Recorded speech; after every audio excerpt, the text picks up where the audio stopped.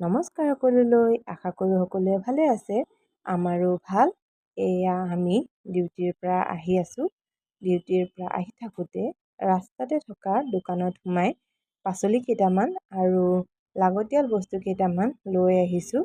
কাৰণ ৰ'দ বহুত বেছি পৰিছে আৰু ৰুমলৈ গৈ ওলাই আহিবলৈ অলপো মন নাযায়।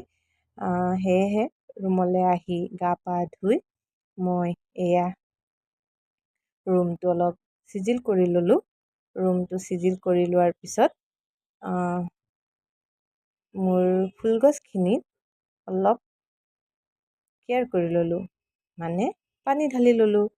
কাৰণ ফুলগছখিনি ভাল হৈ থাকিলে মোৰো মনটো ভাল হৈ থাকিব আৰু ফুলগছখিনি বেয়া হৈ গ'লে মোৰো মনটো বেয়া হৈ থাকিব। আজি ৰ'দ যিহেতু বহুত বেছি দিছে, সেয়েহে ফুলগছখিনিৰ কালাৰ অলপ চেঞ্জ হোৱা যেন পাইছোঁ। এয়া চাওক মোৰ ফুলগছখিনি। তাৰপিছত ডিউটিৰ পৰা আহি কাপোৰ কেইটামান কালিয়ে ভিজাই থৈছিলোঁ, সেইকেইটা ধুই ল'লোঁ। ধুই লৈ এয়া ৰ'দত মেলি দিছোঁ। তাৰপিছত মই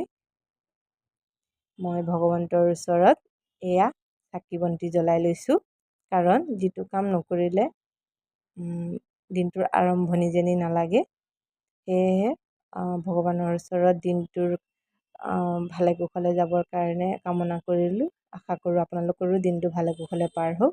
তাৰপিছত মই ব্ৰেকফাষ্টত এয়া কালি ৰাতি বুট তিয়াই থৈছিলোঁ, তাতে তিয়ঁহ বিলাহী এইখিনি দি লৈছোঁ।